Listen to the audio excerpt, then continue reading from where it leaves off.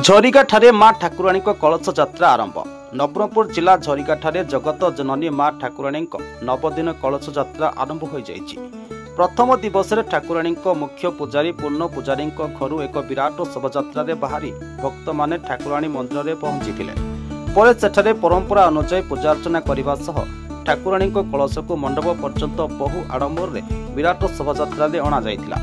ठाकुराणी कलश को पूजा हेबा परे मुख्य पूजक पूर्ण पुजारी एवं तांको भाई त्रिलोचन पुजारी कलश बही मंडप पर्यंत आनिथिले। एही समय भक्त माने निज निज घर सम्मुखरे भोग लागि करिथिले। शोभायात्रा समय युवक माने विभिन्न बेशरे सजई होई बाड़ी खेल खेलिबा ओ नियार खेल एवं विभिन्न बाजा बेश आकर्षण थिला।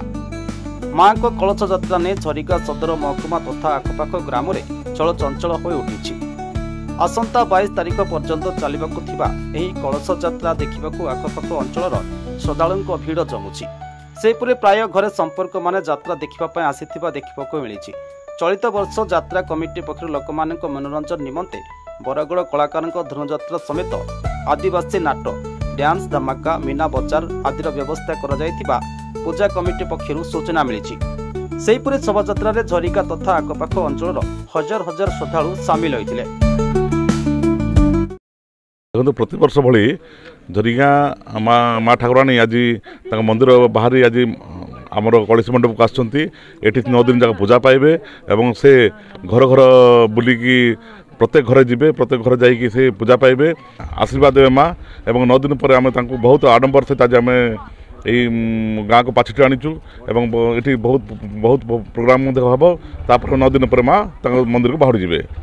आम माँ नवदिन यात्रांकर आज माँ को मंदिर गाँ परिक्रमा करने अणा जाइए। लोकंर आडंबर माँ को आम गाँ को पाछुटी आनीचु आ गाँ आसंता काल माँ परिक्रमा करेंगे। आसंता काल आम कंस बरगढ़ गोटे कंस दरबार अणा जाइए आ गोटे मीना बजार अणा जाइए जोठी की आमर ताइरे बिग बजार झोला आपणकर डोरमैन विभिन्न प्रकार जिनस अणा जाइए।